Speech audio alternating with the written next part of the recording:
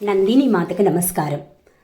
నందిని మాత దివ్యత్వం పార్ట్ 2కి స్వాగతం. నందిని మాత వశిష్ఠుని ఆశ్రమంలో యజ్ఞయాగాదులకు కావలసిన ద్రవ్యాలు సమకూరుస్తూ ఆశ్రమాన్ని ఆనందంగా ఉంచుతుంది. ఒకరోజు విశ్వామిత్రుడు యుద్ధానికి వెళ్ళి వచ్చే దారిలో వశిష్ఠుని ముని ఆశ్రమం కనిపించింది. అక్కడికి వెళ్ళి స్వేద తీర్చుకొని వశిష్ఠుల వారికి నమస్కరించి సెలవు తీసుకుంటుంటే వశిష్ఠుల వారు, రాజా, మా ఆతిథ్యం స్వీకరించి వెళ్ళండి అన్నారు. అందుకు విశ్వామిత్రుడు, లేదు మహర్షి, నేను సైన్యంతో వచ్చాను. మీ ఆశ్రమవాసులకు అంతమందికి భోజనాలు ఏర్పాటు చేయటం చాలా కష్టం.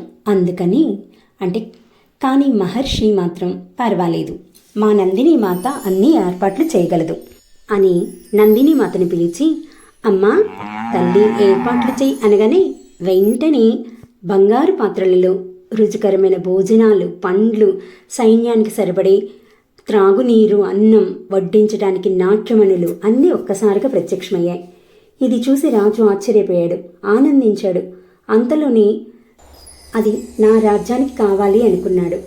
అప్పుడు విశ్వామిత్రుడు, మహర్షి, ఈ నందిని మాతను మా రాజ్యానికి ఇచ్చివేయండి. ఇది రాజ్యానికి ఒక వరం.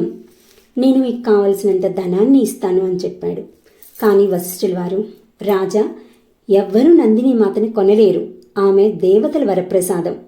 నందిని మాతకు నేను యజమానిని కాదు, ఆమె నా కుటుంబం. దానికి విశ్వామిత్రుడు కోపంతో ఆ దివ్య గోవిని బలవంతంగా తీసుకువెళ్ళటానికి ప్రయత్నించాడు.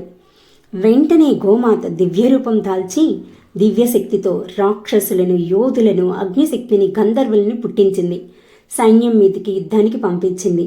సైన్యం మొత్తం ఓడిపోయారు. ఇదంతా చూస్తున్న విశ్వామిత్రుడు గ్రహించాడు, మహర్షి వశిష్ఠుల ముందు నా శక్తి, శౌర్యం, సైన్యం అన్నీ వ్యర్థమే అని తెలుసుకున్నాడు. అంతే, ఇంకా విశ్వామిత్రుడు రాజ్యాన్ని వదిలి తపస్సు చేపట్టాడు. ఆ తపస్సు ద్వారా మొదట రాజర్షిగా, ఆ తర్వాత ఇంకా ఎక్కువ పెంచడం వల్ల తపస్సుని మహర్షిగా ప్రసిద్ధి చెందారు. విశ్వామిత్ర మహర్షిగా ప్రసిద్ధి చెందారు. మీకు ఈ వృత్తాంతం